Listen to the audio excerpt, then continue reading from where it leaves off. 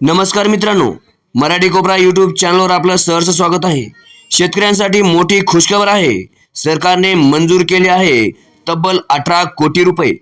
पण हा पैसा कोणाला मिळणार, तुम्हाला की विमा कंपनीवाल्याला? पूर्ण माहिती जाणून घ्या या व्हिडिओमध्ये।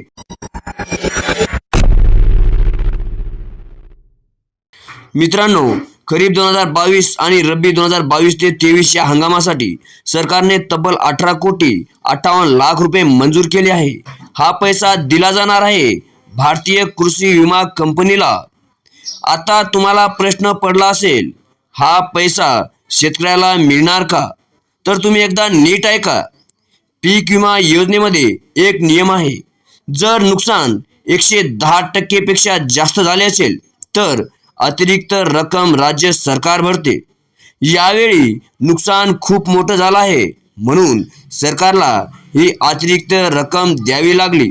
मित्रांनो, म्हणजे हा पैसा थेट शेतकऱ्यांना नाही पण विमा कंपनीला दिला जातो, जेणेकरून तुमचे क्लेम पूर्ण मिळू शकतील। ही रक्कम फक्त खरीप 2022 आणि रब्बी 2022 आणि 23 साठी आहे।